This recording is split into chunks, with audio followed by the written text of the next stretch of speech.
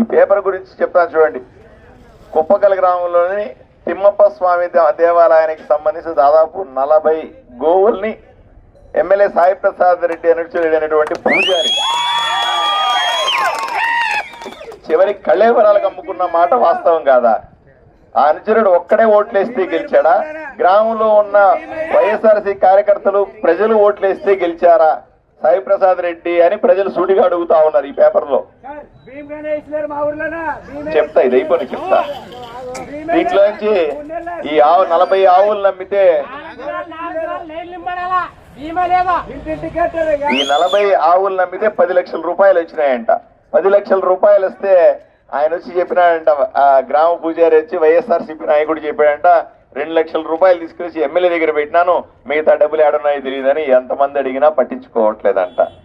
వెంటనే ప్రజలంతా ఇక్కడ కోరుకునేది చూడండి, మీరు ఎమ్మెల్యే అవుతారండి, మీరు అధికారంలోకి వచ్చిన వెంటనే ఈ దుర్మార్గుల నుంచి డబ్బులు కక్కించి జైలుకి పంపించేయండి అని చెప్తా ఉన్నారు. అలాగే దేవాలయాన్ని కాపాడుకోండి, వీలైతే అక్కడ కళ్యాణ మండపం కూడా కట్టండి అని గ్రామస్తులటువంటి డిమాండ్. మీ కోరిక 100% తీరుస్తా, ఏమి కంగారు లేదు. బియ్యం కూడా ఇవ్వట్లేదన్నారు, బియ్యం దొంగలు ఉంటారు. అయ్యా ఇప్పుడు కుప్పగల్ గ్రామంతో పాటుగా ఆదోని ప్రజలందరూ కూడా నేను ఒకటే సందేశం ఇస్తా ఉన్నా.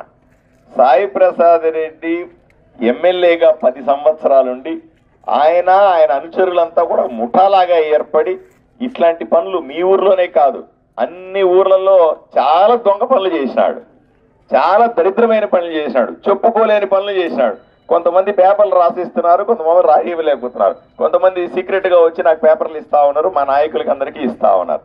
ఆదోని ప్రజలకందరికీ చాలా స్పష్టంగా చెప్తా ఉన్నా, నేను 22 రోజుల్లో ఎమ్మెల్యే కాబోతా ఉన్నా. అయిన వెంటనే ఏమి ఇబ్బంది ఏం లేదు. ఈ 10 సంవత్సరాల్లో సాయి ప్రసాద్ రెడ్డి ఎమ్మెల్యేగా చేసినటువంటి దుర్మార్గాల మీద, వాళ్ళ అనుచరులు చేసినటువంటి కబ్జాల మీద, వాళ్ళు చేసినటువంటి ఇబ్బందుల మీద, అలాగే తెలుగుదేశం పార్టీ, జనసేన, భారతీయ జనతా పార్టీ కార్యకర్తల మీద, నాయకులు పెట్టినటువంటి దొంగ కేసుల మీద ఎన్ని కేసులు పెట్టారండి? ఎవడన్నా నోరెత్తి మాట్లాడితే పోలీస్ స్టేషన్ లో కేసు పెట్టేది, ఏమంటూ ఎస్సీ ఎస్టీ కేసులు పెట్టేది, వాళ్ళు ఊరికే జైలుకి పంపించేది. ఎంత ఇలాగ బెదిరించి ఎందుకంటే ఈ ఊర్లో 2 మీద కేసు పెడితే మిగతా వాళ్ళంతా నోరు మూసుకుంటారా అనుకుంటాడు ఆయన. అయిపోయింది, ఆ రోజులు కూడా అయిపోయినాయి. ఇప్పుడు ఎన్నికలు వచ్చినాయి, అయిపోయింది. ఇంక 20 రోజుల్లో అయిపోతుంది ఆ పని కూడా. ఈ కేసులన్నింటినీ కూడా అక్రమంగా పెట్టిన కేసులన్నీ కూడా తిరగదోడదాం, వాళ్ళందరినీ కూడా స్వేచ్ఛనిస్తాం, ఆ కేసులని పరిష్కరించే ప్రయత్నం చేస్తాం. కార్యకర్తల్ని, నాయకుల్ని, తెలుగుదేశం పార్టీ, జనసేన, బీజేపీకి సంబంధించిన కార్యకర్తల్ని, నాయకులందరినీ కాపాడుకుంటామని మీకు హామీ ఇస్తా ఉన్నా. భయపడాల్సిన అవసరం లేదు.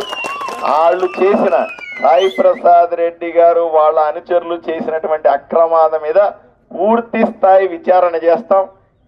ఎవడెవడైతే డబ్బులు మింగేసి కడుపులో పెట్టుకున్నాడో అవన్నీ కక్కిస్తాం, ఏమి అందరినీ కక్కిస్తాం. వాళ్ళు చెప్పండి, ఎవడైతే ఈ గోమాతలు నమ్ముకొని పూజారి వేషంలో, వైఎస్ఆర్సీపీ వేషంలో నేనున్నాను కాబట్టి, మా ఎమ్మెల్యే ఉన్నాడు కాబట్టి ఏమీ చేయలేరన్నా చెప్తా, ఆడికి చెప్పండి, ఆ చెట్టుకు కట్టేస్తానని చెప్పండి. ఏ మొహమాటం లేదు. గ్రామస్తులందరూ కలిసి వాడి చెట్టుకు కట్టేద్దాం, తర్వాత ఎవడో చిడిపించుకుంటాడో నేను చూసుకుంటాను. నేను అడ్డం ఉంటే, నేను మీ ఊర్లో ఉంటే నన్ను దాటుకునే మీ దగ్గరికి రావాలా, ఏమి భయపడేది లేదు. అయ్యా ఎమ్మెల్యే సాయి ప్రసాద్ రెడ్డి మీ అనుచరులకు అందరికీ చెప్పు, తాటాకు చెప్పుడకు బెదిరేవాడు కాదు పార్టీ, ఏం పట్టించుకోము. ఇట్లాంటి వాళ్ళని చాలా మందిని చూసా ఈ దేశంలో.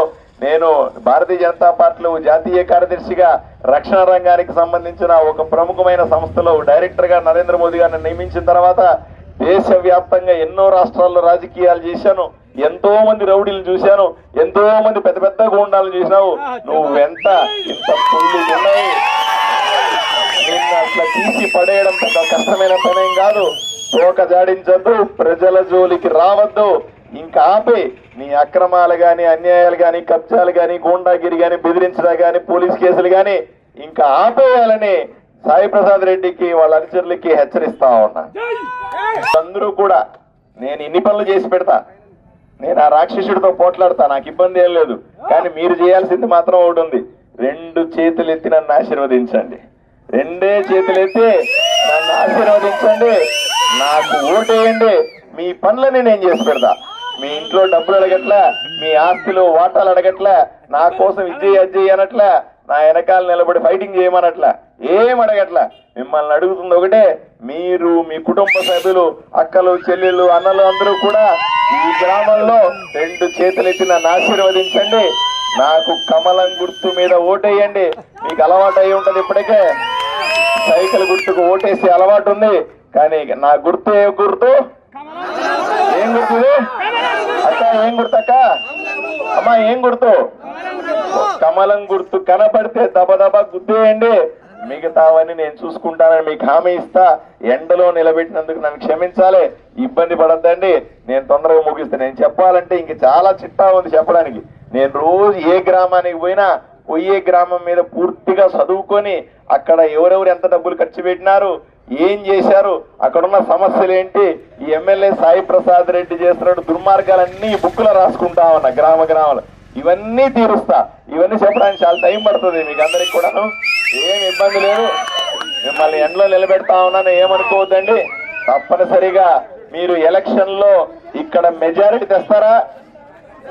ఈ ఊర్లో మెజారిటీ ఇస్తారా లేదా?